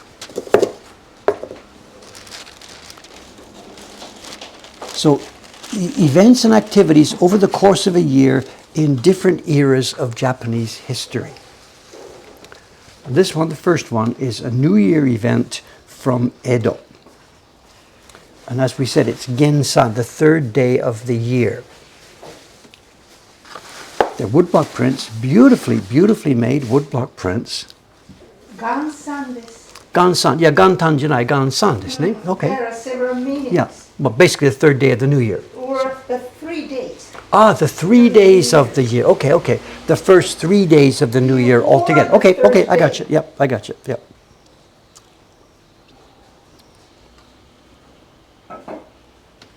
We have Kyoto work, as expected. It's a mix. There are opaque pigments here. The white you are seeing are opaque pigments. The rest of it looks very similar to ukiyo-e type work. We have outlines and standard printing. It's very nicely done. Look at the delicacy of the work here. People have faces, they have eyeballs. Look at this, look at the scale here. There's my finger. We have a face with a hair, a part, eyebrows, eyelashes, a mouth. Eyelashes? What do you mean? Look at the eyebrows. でしょ? Look at the eye. There's a separate pupil.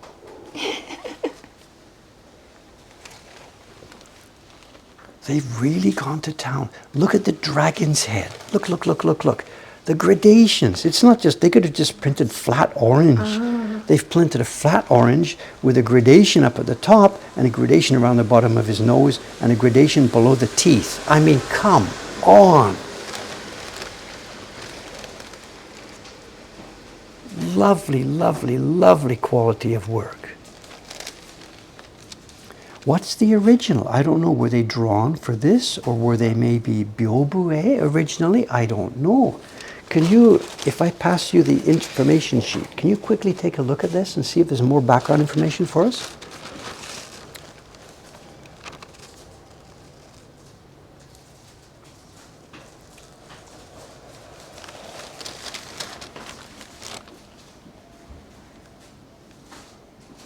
These horizontal lines you see here, this is not a mistake or a defect.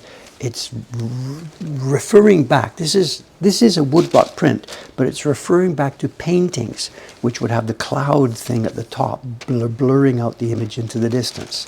So this is a reference to the clouds that we would see at the top of paintings. This describes all The classes of people's pleasure, how they enjoy the life.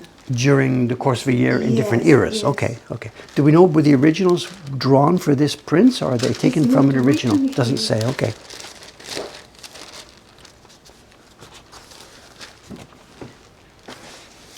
This next one goes back to Heian era. So this is going, oh, we have a bit of foxing here.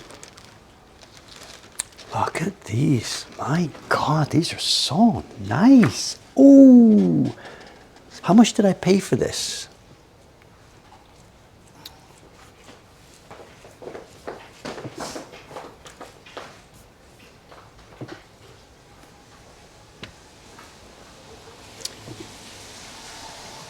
A bunch of other people bid. 6 people, there were 6 bids on this, 5 other people. Maybe some of you, who knows, maybe some people here bid for this. Sorry about that.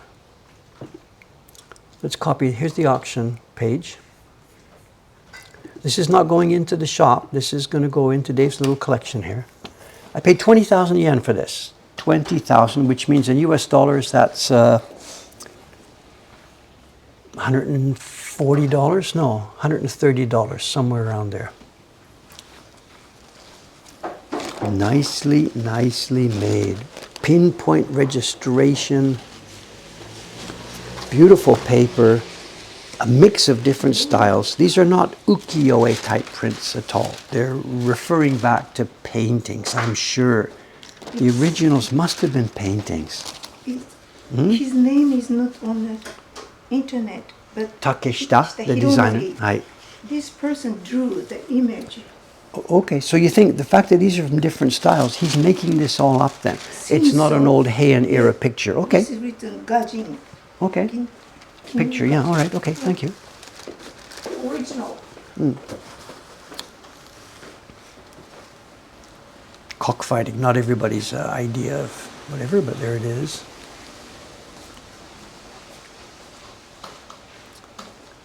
Absolutely opaque pigmenture. You see white here, the white is on top. You see these metallic colors, they are on top. Same thing here. The white is on top. Look at this, it's so nicely done. Woodblock prints, you know, we couldn't even remotely try and replicate this now. Look at the barren marks, they're so strong. Chuck, chuck, chuck.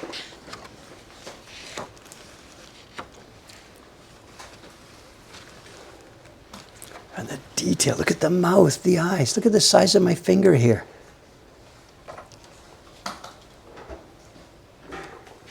I'm not quite sure what we're seeing here. This is very blurry, and it could be that these were a metallic pigment that's faded. I'm not quite sure.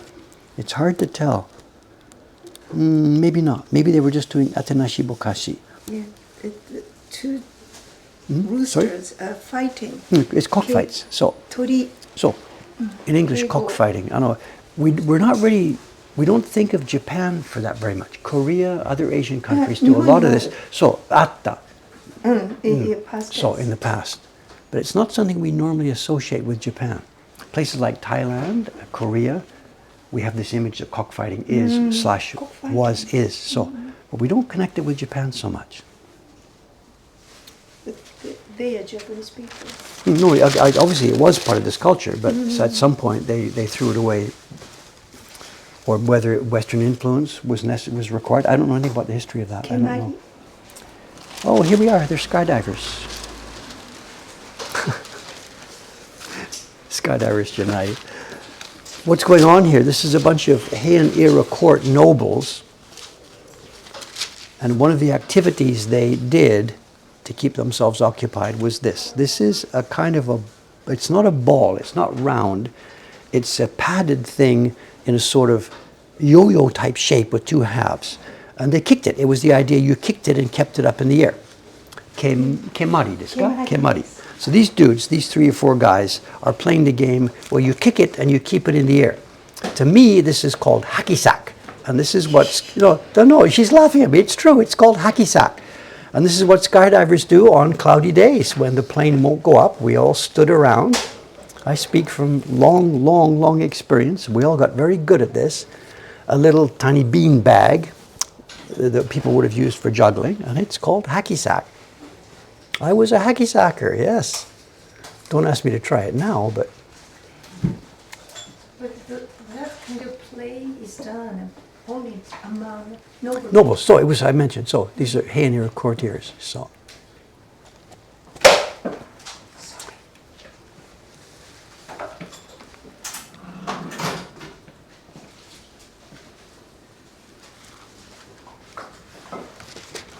Is someone outside on the camera?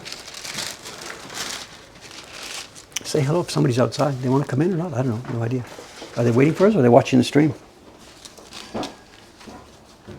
No. Like, as soon as you say hello, they run away. Whatever. Japanese or Western? I Can't tell. Let's look over there. I didn't see his face. As soon as you say hello, they're going to run away. Whatever. Sorry. If you're here on the stream, say hello. A barcode inspector. We were talking about the barcodes earlier. I'm in trouble for confessions here. I'm confessing. Oh, this is Shoki. This is Shoki, the demon queller. What era are we in? This must be, I'm guessing, Kamakura Jidai. No, we're back in Edo time here. Tango? You mean the demon queller? The guy we know here is Shoki. Absolutely Shoki.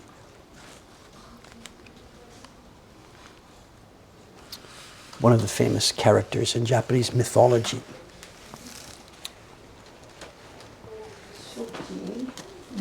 No, absolutely. If you go to an English webpage, you will see. I don't know the Japanese name for the character. I'm sorry. Can somebody help me? What's the Japanese name for the character we know as Shoki? 5月だからit's Boys' Day. So this is part of Oh, of course, decoration. yes. Before they had koinobori, they used the samurai flags. Sure. Yes, exactly. These are all samurai. There's the helmets. Soka. This is before koinobori then. Yeah. Sadako's got this. It's Boys' Day. Look at this, Mount Fuji. They've even put a gradation on the mountain and a gradation on the sun. I mean, come on. The fan the boy is holding has 2 gradations on it. Look at my finger for size. Just incredible to print this. These guys were insane. Somebody's got it here, the same comment. Insane. Absolutely insane. Someone's got it. In 1932, just all in a day's work. For the cheek, I would guess so, yeah. I would guess so. As Sadako was mentioning, they've put a blush on his cheek, and it would be the same wood block as for the face, and they would just use a tiny brush. There's no carved space, just like a makeup brush, just a little blush. No, really, just like a little blush. But why would they do that? Look, this boy's got it too. Look. Yes. Why would they do this? Did the customer? He's also got his hair. Look. He's got his boy's crew cut, which means he's got this sort of a shadow, on the top of his head. They've printed this in gray blue. This was a standard thing for Edo era workmen. Shave all your hair, and they would print them like with this sort of a grayish blue stubble. But why would they do this? Did the customers know and expect and ask? He's making himself up as a samurai warrior with a helmet. He's got a piece of string, and he's made it up to be the Japanese warrior's helmet. Yes. Yeah, so. He's imitating, I can't find it. He's imitating the actual helmet. Boys playing. And what is this? We're zoomed in too close. My guess, tell me if I'm wrong, Sadako, he's riding a horse. He's using the broom here, pretending it's a horse. He's got a fake sword, and they're pretending they're samurai warriors. And so it's a procession, right? Here we go. This guy's got a spear. Boys playing on Boys' Day, back in Edo time. And the printer who printed those, we saw that he prints this little blush on the cheek once, then the next copy, then the next copy, then the next copy, for how many times? We've got craftsmen's names on these things. I'm skipping over this. These are people I have never met. They're long dead by the time I came along. Where are we here? It's, Hino is the carver, another carver, Yamahiko. Yamabiko. Te Sadajiro. Okay, that's the last name. Okay, and then the printing, and there's only one man listed. Okay, now there's something here. There's 2 carvers listed, but only 1 printer. But when we have 1 printer's name here, we don't mean 1 guy did every sheet. He's the master of the workshop that these would be made in. So we're talking about dozens of men working on these. As I mentioned earlier, a young boy would do this, somebody else would do that, somebody would do this. This is not 1 printer start to finish on these prints. That's the head honcho. Then Mitsumoto. I've never heard of him, don't know. Look at the detail. Oh my God, look at this stuff. I'm zoomed in, zoomed out, I'm sorry. What's the event here? This is Shichigatsu. Hanaogi. What's the event? Flower fan. What era are we talking about? Muromachi time, which is, who's got the 2 Japanese people in the room don't know the answer. Muromachi, 1300s, 1400s? 1400. That's Kamakura, right? But before Kamakura. Somebody else will know. 1300, somewhere around there. And there must be some kind of flower festival. It says so. The title is Hana Ogi, flower fan. And this guy has got some kind of flower decoration. She's 1338. early 1300s. Okay. So, and I guess there's a procession here. This must be sort of a noble type lady. She's got servants here carrying her stuff, and she is on the way to somewhere. It's not a shrine. Visiting this person. It's not a shrine. It's a home. She's visiting somebody. Her calligraphy teacher? I don't know. And she's taking a present. So yeah, we have an upper class lady here working with some tradition that I really don't know. A flower fan, flower ogi. Look at this, come on. And again, the skin tone. They've put a gradation on his calf. Just they don't know how to stop. They don't know when enough is enough. There's a gradation on each of the calves.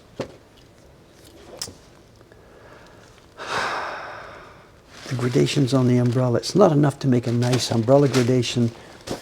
You got to do it twice. A gradation at the bottom coming up, and a gradation at the top going down, and pinpoint registration, and just delicate, smooth, detailed color everywhere.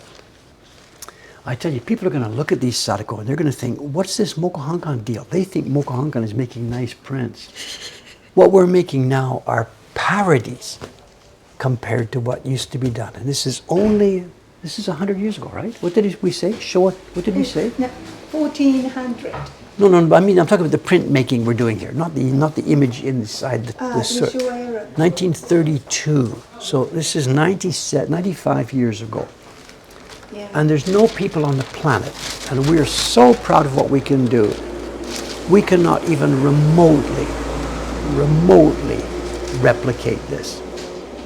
I should just close the doors. We've failed. We have utterly and absolutely and totally failed. これは虫干し。Every now and then they have to dry. Okay, well that's an interesting question, Sadako, because this is listed as the 8th month, which to us is August. But when you speak of traditional Japanese calendars, 8th month is actually October, and we will see September. autumn moon pictures or something labeled as this. And Mushiboshi is after the hot summer is done. The rainy seasons are long ago. The hot, sticky weather is gone. The clear autumn weather is here. Before starting wearing winter clothes. Air them out. Yeah. Open up all your kimono packages. Open up all your toys that we saw the Boys' Day toys. Here they are coming out again. The boxes are being opened out to the air. Mushiboshi. Mushi is bugs, but mushi yatsui. So it's No. I know, but They eat silks. so you think It's a big deal. okay. So it's not just the dampness. It's specifically to stop get rid insects of eating. Okay. insects. Okay.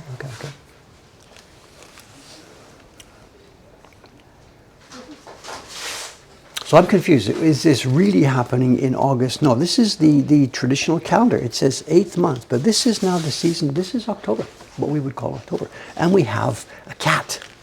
A chance. Cute. What a monster. Let's just find this cat here. We have a cat.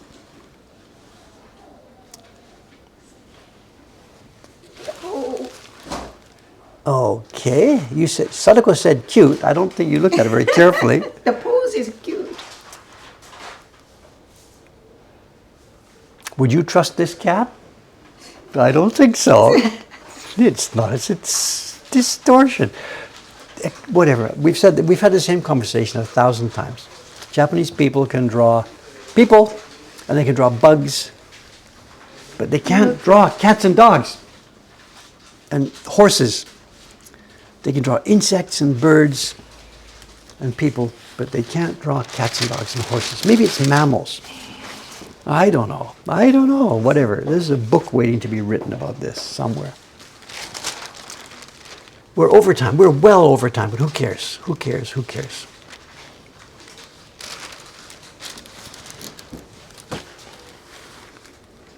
This is the 9th month. Isoro. Are you looking at the 9th month? This one? Yes, means Isoro no tsuki. I don't know. I have no idea what she means. Isoro means that who is living in someone's home without paying anything. They have a day for that? A month for that?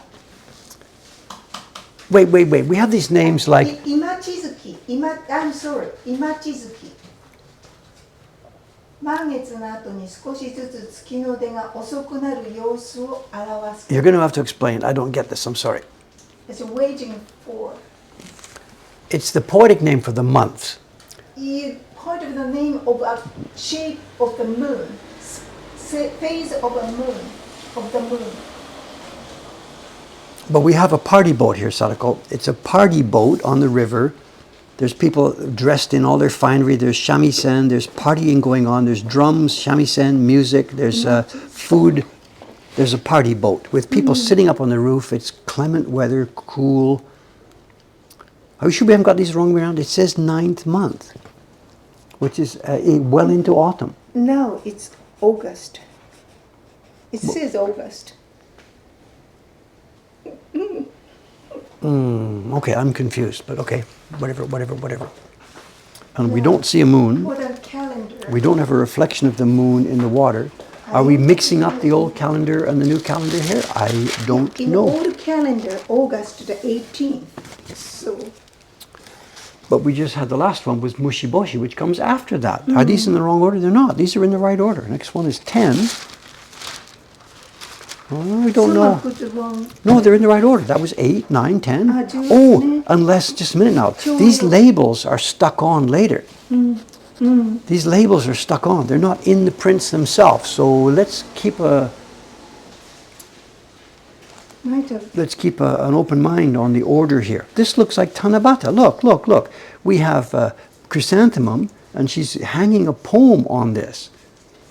I think these are all mixed up. This is summertime. Look, we've gone back to summer. This is Tanabata. This is July. So I think these are mixed up. So don't quote me on any of this seasonal stuff here until we figure this out. yeah, but it's a choyo no seku. I know, but these labels, I don't trust these handwritten labels that are stuck on this these is things. also said, it's September the 9th. Well, we have chrysanthemums, so yeah, we're sort of coming into autumn. But Tanabata, where they hang poems on flowers, look. Go ahead, show. It's clearly a Tanabata mood.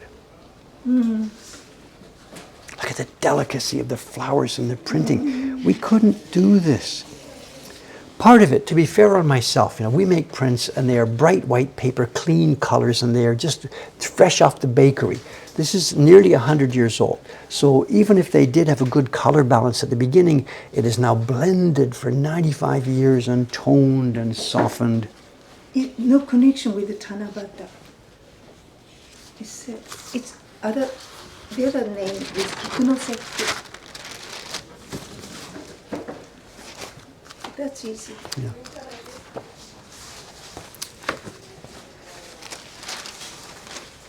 Momijinari. Well, we know what season this one is, with no question about this. We have maple leaves, so finally we're at home with our seasons, and they're marking it as November. We must be back in Heian era, show? Yeah. Oh no, Kamakura. Kamakura is after 1600. After Before. Motomachi, before Edo, between, okay. Just before Edo. Some of these are not in wonderful condition. We've got a bit of foxing here. 1500. What a wonderful, wonderful set of prints. I wasn't sure, when I clicked on the auction, I wasn't sure, do I really want to pay that much for something that I wasn't sure what it is? It didn't look in all that good condition, but I am very, very, very, very glad that we did this.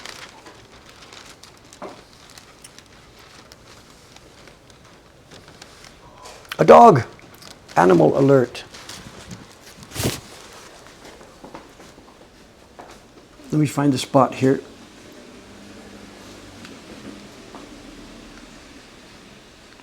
Somewhere here, just a minute, let's zoom around here. Here we go. Well, there's no question about what it is. It's a dog. Sometimes we can't tell, dog or a cat. This looks reasonable. It has a leash. It's got a leash. What's wrong with that? Dog on a leash. It's a pet dog. Someone said it looks like a greyhound, sort of like that. It looks like a thin racing type dog. We also have a horse. These animals look fairly reasonable. This sort of looks, well, no, it doesn't look like a horse. Takagari. I didn't see the title. Title is? So, Takagari. Is what? Hunting. Hunting. Horse. So they needed a dog. So this up in the top corner here, this is the bird that's being hunted. That's a goose to show. It's not a hawk. No. So they have a hawk up there, and the hawk is hunting. Yeah. Oh, it's here. I see her. I'm sorry. I didn't get it. Look. I'm sorry. Eagle. A hawk or an eagle. I don't know. It says taka, which is a hawk.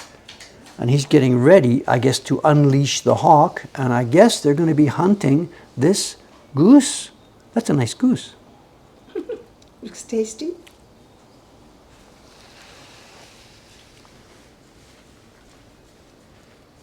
And I think there's one more. It said, the option said there's one print missing from the set of 12, but it also said there is an extra one. And I guess this must be, I don't know. So I think maybe he misunderstood. I think it might be a complete set of 12, just he misunderstood. What have we got here? Look at this. It's printed in very, very faint gold outlines, some kind of dance. What was it? Nantoku Odori? What was the title? Genroku Odori. That's specific. An era. And Genroku is an era in early Edo time. The name of the dance in those but Genroku was the era name, so the dance is named after the era. And this is early Edo.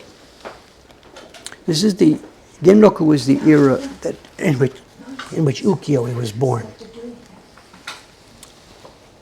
We'll be finished in a minute. I'm really, really late. Sorry, just ちょっと待ってください.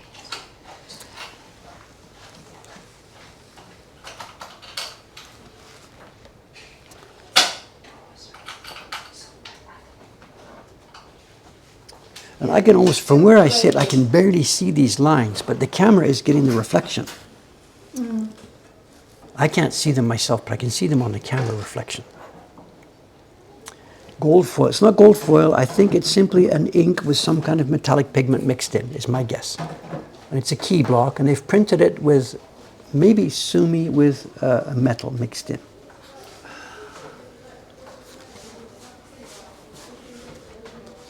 And I believe the paper would be dyed paper.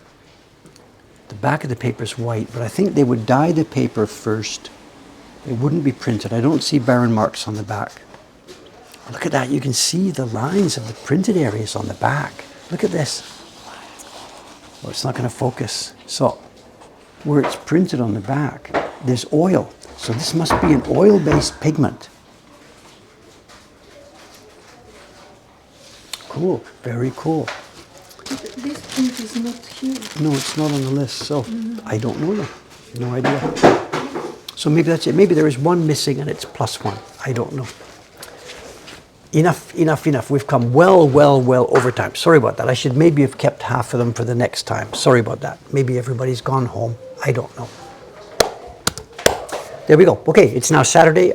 2 days from now, I'll be upstairs printing either share certificates or the Dreams of Future Past May print, one or the other. Signing off. See you in a couple more days. Sorry about the overtime. Thanks very much for hanging around. Let's just shut her down. 3, 2, 1, and away we go. Bye for now.